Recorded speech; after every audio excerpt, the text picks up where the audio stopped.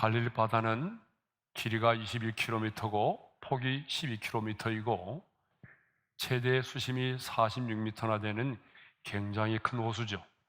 그래서 사도 요한은 갈릴리 호수를 호수라고 부르지 않고 바다라고 불렀습니다. 근데 본문 22절을 보게 되면 예수님이 제자들과 함께 배에 오르셨어요. 22절의 말씀을 읽겠습니다. 다 같이요. 하루는 제자들과 함께 배에 오르사. 누가는 예수님이 제자들과 함께 배에 오르신 그날을 하루라고 말하고 있지만 병행 구절인 마가복음 4장 35절을 보게 되면 이렇게 되어 있습니다. 그날 저물 때에. 여기서 그날은 예수님께서 하나님 나라의 비밀을 비유로 말씀하시고 그리고 병든 자를 고치신 그날입니다. 그러니까 예수님께서는 하루 종일 하나님 나라의 비밀을 비유로 말씀하시고 병든 자를 고치신 그날에 해가 질 무렵에 제자들과 함께 배에 오르셨다는 것입니다. 그런데 배에 오르신 예수님은요, 한순간의 망설임도 없이 제자들에게 이렇게 말씀하셨습니다. 호수 저편으로 건너가자라고 말씀하셨어요.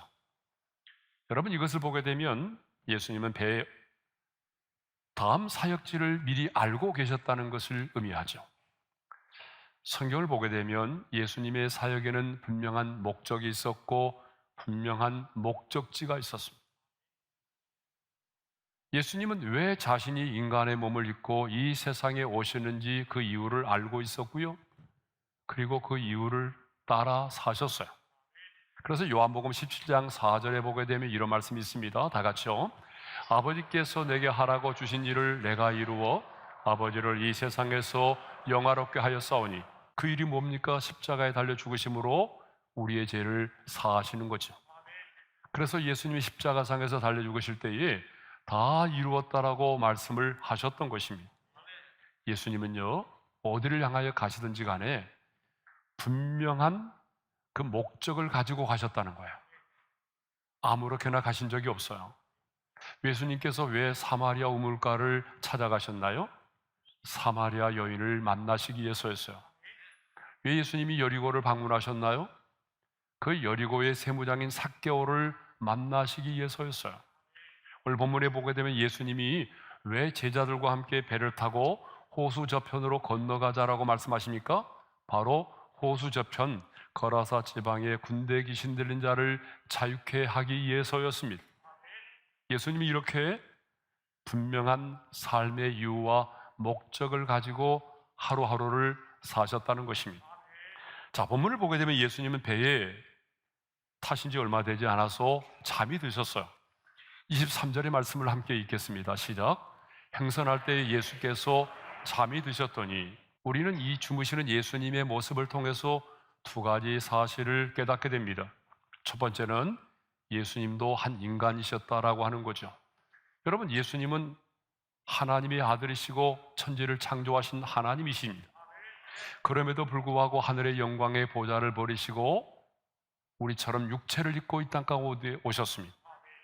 여러분, 예수님도 육체를 입고 계시는 동안에는 우리와 동일하게 육체의 연약함을 따라 사셨습니다. 그래서 피곤도 하시고 주무시기도 해야 되고 목마르시기도 했던 거죠. 두 번째로 예수님이 주무셨다는 것은 그만큼 주님은 하루하루에 최선을 다하는 삶을 사셨다는 것을 말합니다. 마가복음 3장 20절에 이런 말씀이 있어요. 다 같이요. 집에 들어가시니 무리가 다시 모임으로 식사할 겨를도 없는지라. 우리 예수님이 하루의 일과의 삶이 이렇게 바빴어요. 하나님 나라의 비밀을 말씀하시고 병든 자를 고치시고 귀신 들린 자를 고치시는 정말 식사할 겨를도 없을 만큼 주님은 분주한 삶을 사셨습니다. 하루하루 주어진 일에 최선을 다하셨습니다.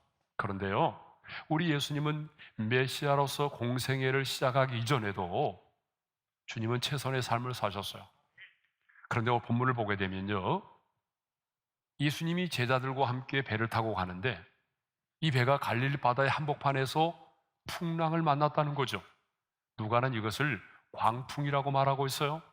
자, 우리 누가복음 8장 23절의 말씀을 읽습니다. 시작. 마침 광풍이 호수로 내리침에 배에 물이 가득하게 되어 이태한지라. 우리는요, 이 제자들이 갈릴리 바다의 한복판에서 경험한 이 풍랑을 통해서 이 풍랑이 우리에게 주는 두 가지 의미를 발견할 수 있습니다. 첫 번째로 우리의 인생에는요, 갑자기 경험하는 풍랑이 있다는 거예요. 뜻하지 않게, 예기치 않게 갑자기 다가오는 풍랑이 있다는 거예요. 갈릴리 바다는 지형적으로 여러분 돌풍이 일어날 수밖에 없는 특성을 가지고 있어요. 갈릴리 호수는 해면보다 200m나 낮습니다. 그리고 사방은 깎아지를 듯한 절벽과 높은 산으로 에워싸여 있어요. 그러니까 저 홀몬성과 같은 높은 산에서 불어오는 차가운 바람이 계곡을 타고 내려와서 해면의 뜨거운 바람과 마주치게 되면은 갑자기 돌풍이 일어나는 거예요. 그런데 여러분, 우리의 인생이 그와 같습니다.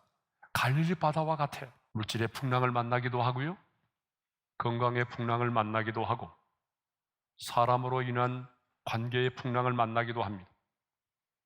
이런 풍랑들로 인해서 모든 것을 내려놓고 조용히 이 세상을 떠날까 또 생각하는 죽음의 풍랑까지도 만나게 되는 것입니다. 여러분, 이것이 우리 인생입니다. 어느 날 갑자기 우리 인생 가운데 예고 없이 풍랑이 찾아온다는 거예요. 자, 제자들이 갈릴리 바다에서 만난 이 풍랑은 두 번째로 우리에게 무엇을 가르쳐 주는가 하면, 예수님과 함께하는 인생에도 풍랑이 있다라고 하는 거예요.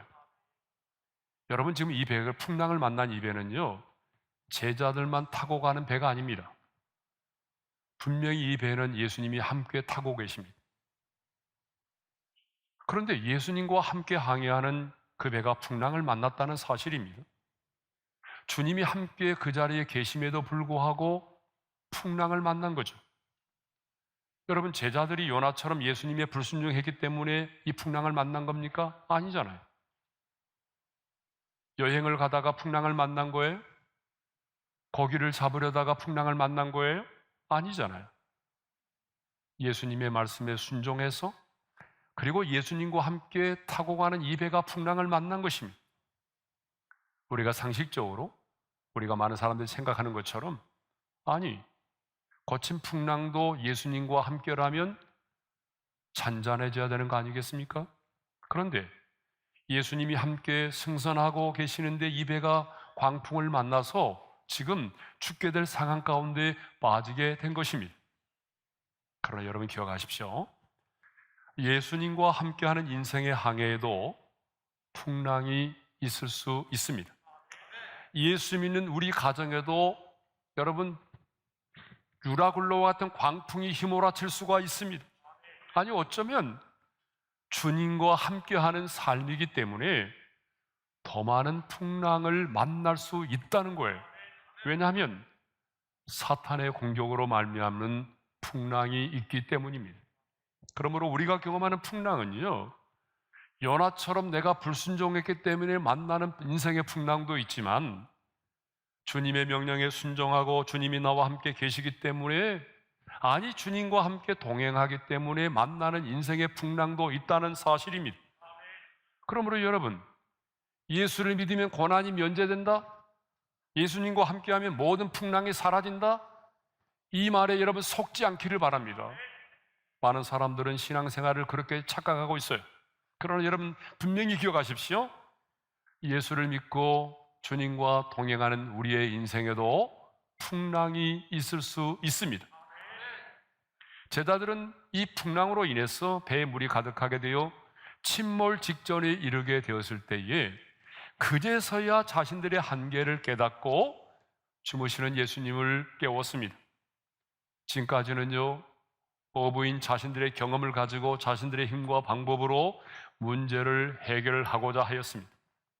그러나 이제는 자신들의 힘으로는 이 상황을 해결할 수 없게 됐다는 걸 깨닫게 되었어요. 그 인간의 한계 상황 속에서 그들은 비로소 주무시는 예수님을 깨웠습니다. 24절 상반절의 말씀을 우리 함께 읽겠습니다. 다 같이요. 제자들이 나와 깨워 이르되 주여 주여 우리가 죽겠나이다. 여러분, 이 상황을 한번 연상해 보십시오. 얼마나 다급해졌으면 제자들이 주여 주여 우리가 죽겠나이다라고 다급하게 주무시는 예수님을 깨웠겠습니까? 제자들은요, 이제 업으로서의 자신들의 자존심과 체면을 다 내려놓았어요. 그 전까지만 해도 우리가 어부인데 갈릴리 바다는 우리가 너무 잘 알잖아. 자신들의 그 업으로서의 어떠한 경험 또는 자신들의 자존심, 체면 이것이 남아 있었어요. 그런데 인간의 한계 상황에 봉착했을 때에 그들은요 업으로서의 자존심과 체면을 다 내려놓았어요. 그리고 주여 주여 우리가 죽게 되었나이다 예수님께 간청을 했습니다. 여러분 이것이 바로 기도입니다. 내가 가지고 있는 인간의 내 모든 경험과 상식을 내려놓고 내 체면과 자존심을 다 내려놓고 인간의 한계 상황 속에서 주님 앞에 간청하는 것, 여러분 이것이 기도입니다. 기도란 내가 안고 씨름하는 그 현장 속으로 하나님의 능력이 임하게 하는 통로가 바로 기도인 것입니다. 그러므로 우리는 평상시에도 기도를 해야 되겠지만 환난을 당하고 어려움을 당했을 때는 더욱더 간절히 부르짖어 기도해야 될 줄로 믿습니다. 그래서 시편 기자는요 시편 50편 15절에서 이렇게 말하고 있어요. 다 같이요. 환난 날에 나를 부르라. 내가 너를 건지리니 내가 나를 영화롭게 하리로다. 할렐루야. 그러니까 우리는 평상시에도 기도해야 되지만 인생의 환난을 만나면 어떻게 해야 돼요? 더욱더 깨어서 내 자존심과 체면을 내려놓고 부르짖어 기도해야 될 줄로 믿습니다. 자, 주무시던 예수님은요 잠에서 깨어나서 일어나셔서 어떻게 하셨어요? 바람과 물결을 꾸짖으셨다는 거예요. 그러자 곧바로 풍랑이 잔잔해졌어요. 24절 하반절의 말씀을 읽겠습니다. 시작. 예수께서 잠을 깨사 바람과 물결을 꾸짖으시니 이에 그쳐 잔잔하여 지더라. 방금 전까지만 해도 무서운 기세로 배를 삼키려고 했던 그 폭풍과 물결이 말이죠 언제 그랬느냐는 듯이 한순간 잔잔해졌어요. 자, 이제 갈릴리 호수는요 정상을 되찾았어요. 어느 때보다도 호수는 굉장히 평화로워졌고 잔잔했습니다. 그때 주님은 제자들에게 이렇게 말씀하셨습니다. 너희들 고생했지? 그렇게 말씀하지 않으시고요 주님이 이렇게 말씀하셨어요. 너희 믿음이 어디 있느냐? 너희 믿음이 어디 있느냐? 주님이 이렇게 말씀하셨어요. 근데 여러분 이 말씀은요 단순한 질문이 아닙니다. 이 말씀은 제자들에 대한 책망의 말씀이에요. 그래서 마태는 어찌하여 무서워하느냐 믿음이 작은 자들아 라고 표현을 했고요 마가는 너희가 어찌 믿음이 없느냐 라고 표현을 했던 것입니다. 그러면 너희 믿음이 어디 있느냐라고 하시는 이 주님의 말씀이 저와 여러분에게 주는 교훈이 뭘까요? 이게 중요한 거예요. 너희 믿음이 어디 있느냐? 첫째로 우리 주님은요 내가 만난 인생의 풍랑보다도 믿음을 더 중요하게 여기신다는 거예요. 풍랑 앞에서 두려워 떨고 있는 제자들에게 너희 믿음이 어디 있느냐? 라고 책망하신 것은 우리 주님은 제자들이 만난 인생의 풍랑보다도 믿음의 문제를 더 중요하게 생각하고 계신다는 것을 말씀하고 있는 것입니다. 그렇습니다. 우리 주님은 내 인생의 풍랑보다도 믿음의 문제를 더 중요하게 생각하십니다. 그런데 여러분 우리는 어떻습니까? 우리는요 내가 지금 처해 있는 그 문제, 내가 처해 있는 상황과 환경을 더 중요하게 생각해요. 여러분 그러지 않아요? 여러분 솔직히 반응해 보세요. 맞죠? 예, 그래요. 우리는 풍랑을 만나면, 고난을 만나면, 어려운 문제를 만나면 우리는 내가 지금 처해 있는 그 인생의 풍랑, 내 인생의 고난, 그 어려움, 거기에 몰입이 돼요. 그러나 주님은요 내가 처해 있는 어떤 풍랑과 어려운 환경보다는 먼저 내 믿음을 보신다는 거예요. 그러므로 우리는 내 인생의 풍랑만을 바라보지 말고 나의 인생의 풍랑을 잔잔케 하실 수 있는 그 주님, 그 주님을 믿음의 눈으로 볼 수 있어야 됩니다. 그리고 제자들이 말이죠, 분명히 제자들의 믿음은 큰 믿음이 아니었거든요. 주님이 책망하셨잖아요. 그러니까 제자들의 믿음은 작은 믿음이었어요. 불순물들이 많이 끼어있는 믿음이었어요. 근데 중요한 것은요, 저는 이 말씀을 묵상하면서 놀라운 게 뭐냐면, 제자들의 믿음이 큰 믿음은 아니고 작은 믿음이었지만 그 작은 믿음을 가지고 있었기 때문에 그들이 주님을 원망하지 않았다는 거예요. 여러분, 이럴 수 있잖아요. 예수님이 배를 타고 같이 가자고 해서 배 탔는데 풍랑 만났잖아요. 오늘 우리가 예수님과 함께 이 배를 타지 않았다면 풍랑 안 만났을 텐데 주님의 말씀 앞에 순종했는데 결과가 풍랑이네요. 여러분, 이렇게 말할 수 있잖아요. 그런데요, 제자들은 그 상황 속에서 주님을 원망하지 않았어요. 그리고 자신들의 믿음이 작은 믿음이었지만 그 작은 믿음이 있었기 때문에 그 위급한 인생의 마지막 순간에는 뭐예요? 주여, 주여, 우리가 죽게 되었나이다 하면서 그 믿음으로 주님을 깨웠다는 것입니다. 여러분, 우리 중에도 나의 믿음은 크다라고 말할 수 있는 사람이 있어요? 아마 없을 거예요. 아마 어쩌면 저와 여러분의 믿음도 작은 믿음일 수 있어요. 그러나 여러분, 그 믿음은 아무나 가질 수 있는 건 아니잖아요. 내가 비록 작은 믿음을 가지고 있다 할지라도 이 믿음은 하나님이 내게 주신 선물이에요. 그러므로 이 적은 믿음을 작은 믿음일지라도 이 믿음으로 불평하지 말고 원망하지 말고 내 곁에 계신 주님을 일으켜 세울 수 있기를 바랍니다. 평상시의 믿음은요, 분별력이 없어요. 인생이 평탄할 때는 모든 사람의 믿음이 다 좋은 것처럼 보여요. 여러분, 그래요, 안 그래요? 여러분, 순식구들 다 믿음 좋아 보이죠? 아니에요. 속지 마세요. 절대 그렇지 않아요. 평탄할 때는, 문제가 없을 때는요, 다 믿음이 대단한 사람처럼 보여요. 그런데요, 내 믿음이 어느 정도인지를 가장 분명하게 알 수 있는 때가 있어요. 그때가 언제인지 아세요? 내 가정에, 내 인생 가운데 풍랑이 휘몰아쳐 왔을 때에 내가 어떻게 반응하는지를 보면 알 수 있어요. 고난이 찾아왔을 때 나는 어떻게 반응하고 있나? 그것이 진짜 내 믿음입니다. 여러분, 평탄할 때 믿음은 다 가짜예요. 고난이 왔을 때, 풍랑이 왔을 때에 그 믿음이 진짜 믿음이에요. 네? 여러분은 인생의 풍랑 앞에서 어떤 반응을 보이고 있습니까?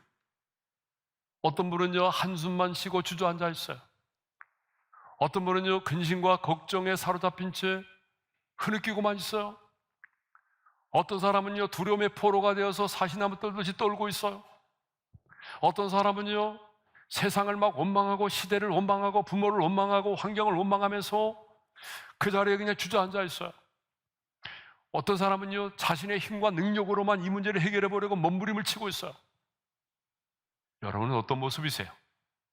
제자들은 풍랑 앞에서 어찌하여 무서워하느냐, 이 믿음이 작은 자들이라는 책망을 받았습니다.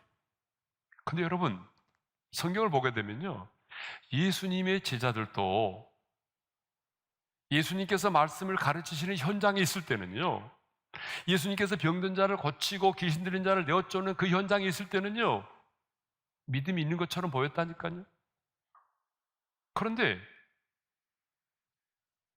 이제는 풍랑을 만나서 거의 죽게 될 상황 가운데 이르렀을 때는요, 전혀 믿음이 작동되지 않았어요. 믿음으로 반응하지 못했어요. 믿음을 사용하지 못했어요. 언제나 여러분이 기억하셔야 될 게 뭐냐면, 내가 인생의 풍랑을 만났지만 주님은 내가 지금 만나고 있는 인생의 풍랑보다도 내 믿음을 먼저 보신다는 거예요. 주님은 내가 만난 인생의 풍랑보다도 내 안에는 믿음이 어떤 것인지를 먼저 보신다는 거예요. 그러므로 여러분, 인생의 풍랑을 만났을 때 여러분 자신의 믿음을 한번 점검해 보시기를 바랍니다. 인생의 풍랑이 몰아쳤어요? 그러면 내 믿음을 한번 점검해 보자. 내 믿음은 어느 정도지? 그리고 그 믿음으로 반응하십시오. 믿음을 사용하십시오. 믿음은 감춰질 수가 없다는 거예요. 너희 믿음이 어디 있느냐? 이렇게 말씀하신 것은요, 믿음이 있다면 그 믿음은 감춰질 수 없다는 거예요. 그러니까 진짜 믿음이 있다면 믿음으로 반응해 보이라는 거예요. 믿음을 사용하라는 거예요. 믿음으로 기도하라는 거예요. 두 번째로, 너희 믿음이 어디 있느냐라고 하는 주님의 말씀은 하나님의 평가의 기준이 믿음이라는 것을 알 수가 있습니다. 사람들은요, 끊임없이 어떤 사람들을 평가하잖아요. 그죠? 예. 우리 교회에서도 교육자를 뽑을 때도 사람을 평가하기도 하고, 뭐 평가를 안 할 수가 없잖아요. 자, 근데 우리들이 사람을 평가할 때는 기준이 뭐예요? 우리가 사람을 평가할 때는 가장 먼저 그 사람의 성품, 아니면 외모, 아니면 또 그 사람의 재물, 그 사람의 전문성, 그 사람의 스펙, 뭐 이런 것들을 가지고 한 사람을 평가하지 않아요. 그죠? 그런데 우리 하나님은 전능하신 분이기 때문에 우리들이 가지고 평가하는 그것을 기준으로 삼지 않아요. 하나님은 전능하신 분인데 우리 인간의 무슨 재물, 외모, 성품, 스펙, 전문성 따지겠습니까? 하나님은 그거 보지 않아요. 하나님은 언제나 사람을 평가할 때 뭘로 평가하시죠? 믿음으로 평가하신다는 거예요. 그래서 예수님은요, 사람을 보실 때에 가장 먼저 뭘 보시느냐 하면 믿음이 있느냐 없느냐를 보십니다. 그래서 예수님이 백부장에게 이렇게 말씀하셨어요. 이스라엘 중 아무에게서도 이만한 믿음을 보지 못하였노라. 그리고 칭찬하신 다음에 내 믿은 대로 될지어다 라고 말씀하셨어요. 또 가나안 여인을 향해서도 여자여, 내 믿음이 크도다. 내 소원대로 되리라 말씀하셨어요. 앞을 보지 못하는 소경의 눈을 뜨게 하실 때도 너희 믿음대로 되라 그렇게 말씀하셨고요. 12년 동안 혈류병을 앓고 있는 여인을 고치실 때도 내 믿음이 너를 구원하였으니 평안히 가라고 말씀하셨어요. 여러분, 성경을 보세요. 하나님의 평가의 기준은 언제나 믿음이었어요. 너 신앙생활 몇 년 했느냐, 교회에서 직분이 뭐냐, 이걸로 평가하지 않았어요. 언제나 하나님의 평가의 기준은 믿음이에요. 하나님이 어떤 사람을 칭찬하시고 책망하실 때도 그 칭찬과 책망의 기준도 믿음이었어요. 믿음. 신앙은요, 내 인생에 풍랑이 없을 것이라는 것을 믿는 것이 아니라 주님이 나와 함께 계심을 믿는 것이 신앙입니다. 갑작스런 풍랑을 만나고 이해할 수 없는 인생의 풍랑을 만났지만 그 풍랑을 잔잔케 하실 수 있는 주님이 바로 내 곁에 나와 함께 계신다는 것을 믿는 것이 믿음입니다. 그리고 나와 함께 계신 그 주님, 내 인생의 배에 함께 타고 계신 그 주님을 인해서 여러분, 그 풍랑을 이겨내는 것이 뭐예요? 그게 바로 믿음입니다. 오늘 주님은 저와 여러분에게 물으십니다. 제자들에게 물으셨던 그 주님은 오늘 말씀을 전하는 저에게도 물으시고 말씀을 들은 여러분들에게도 주님은 동일하게 물으십니다. 너희 믿음이 어디 있느냐? 믿음은 감춰질 수 없다는 거예요. 너희 믿음이 어디 있느냐? 정말 내게 믿음이 있다면 그 믿음으로 나를 깨워보라는 거예요. 그 믿음으로 반응하라는 거예요. 그 믿음을 표현하라는 거예요. 믿음으로 기도의 무릎을 꿇으라는 거예요. 믿음은 절대로 감춰질 수 없습니다. 인생의 풍랑을 만나신 분들이 계시죠? 이제 좌절과 절망의 자리에서 일어나셔서 믿음으로 도전하십시오. 믿음으로 주님을 깨우십시오. 기도란 내 인생의 상황 속에 한계 상황 속에 하나님의 능력이 임하게 하는 통로가 바로 기도입니다. 하나님이 여러분의 인생을 풍랑을 잔잔케 하심으로 풍랑 때문에 우리가 제자들처럼 고생을 했을지라도 도리어 그 풍랑으로 인해서 더욱더 내가 믿는 하나님을 더 깊이 이해하고 그 하나님을 새롭게 만날 수 있기를 주님의 이름으로 축원합니다.